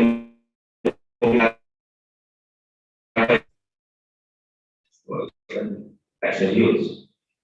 Saat itu terbuka. Apa keluarnya? Kita suruh ceritakan kenapa bisa terjadi dan solusinya. Kadang kenapa bisa terjadi ini nggak terbuka semuanya juga.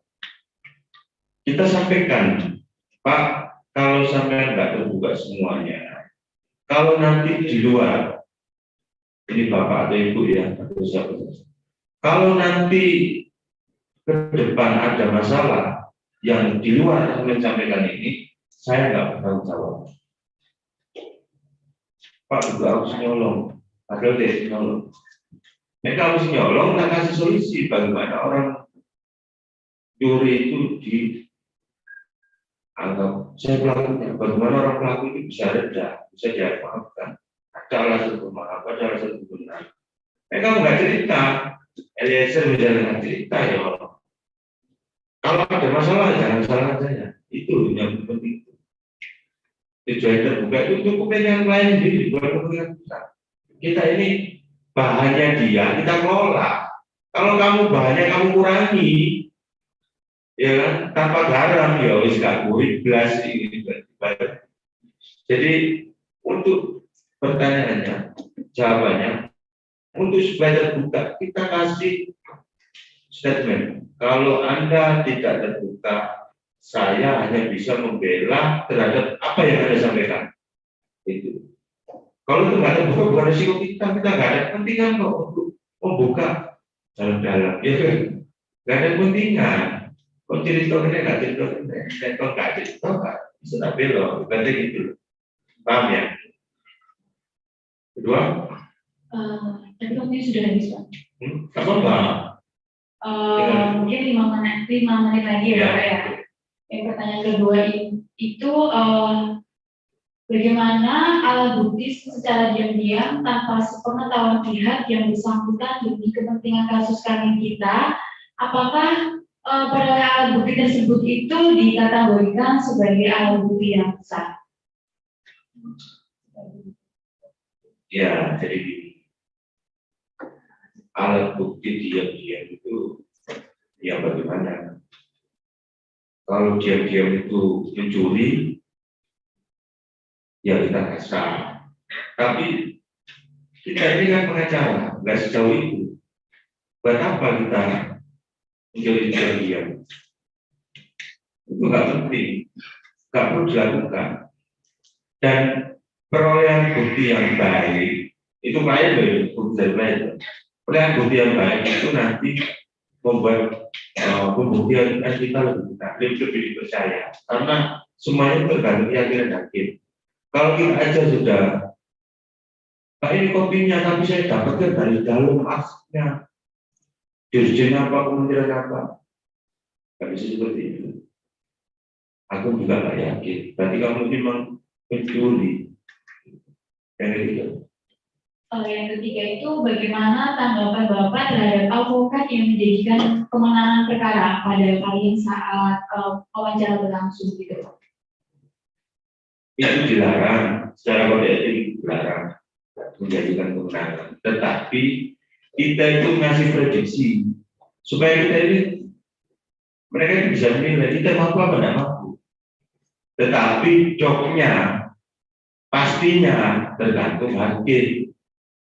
Tapi kita bisa secara hukum menang, secara hukum kuat, secara bisa gitu. Tapi kalau pasti menang, misalkan saya pasti menang, saya kenal semua, saya enggak, itu nggak boleh. Ya. Jadi kita itu memberikan prediksi berdasarkan data dan juga analisa hukum, bukan analisa fakta. Karena fakta tidak sesuai dengan hukum. Cukup sekian, terima kasih. Dari saya kurang lebihnya, mohon maaf. Assalamualaikum warahmatullahi wabarakatuh.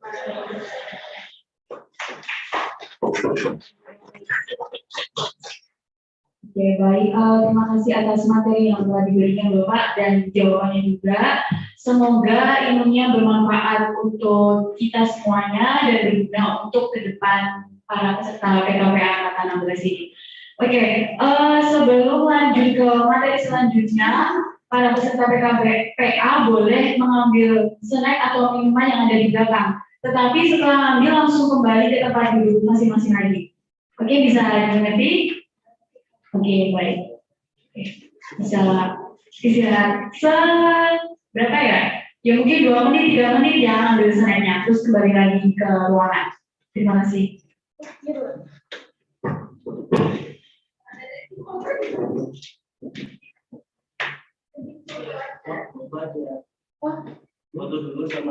Oke, baik. Sebelum mengambil snack, mungkin kita foto bersama dulu dengan Bapak Suri. Ya.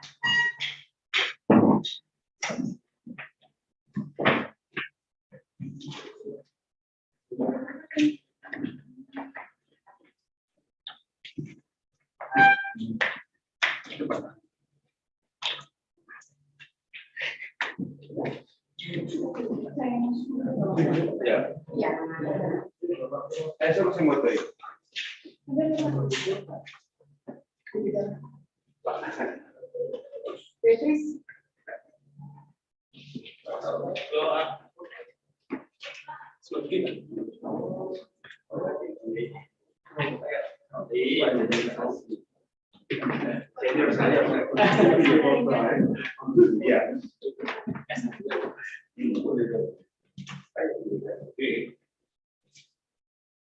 Nanti ada yang di atas, pembicaranya sama dokternya di atas. Oh, iya.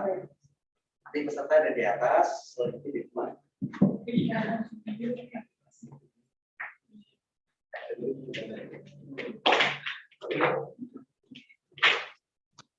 Oh, mungkin hadap sama deh Bapak ya, atau di ada sini ya.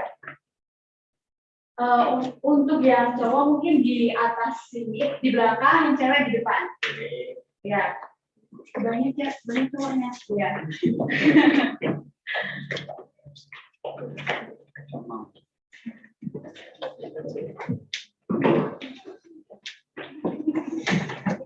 Atau mepet, kanan kirinya atau mepet.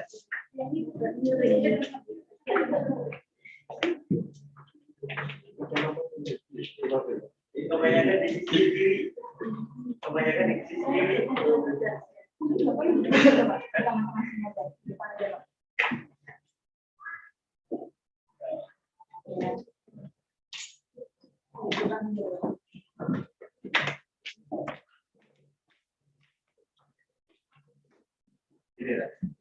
Ya.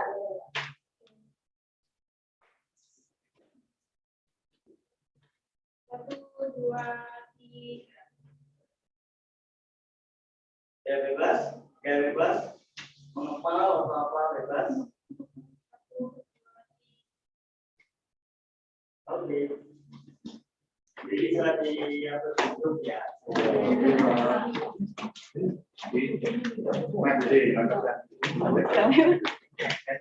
Oh iya. Iya.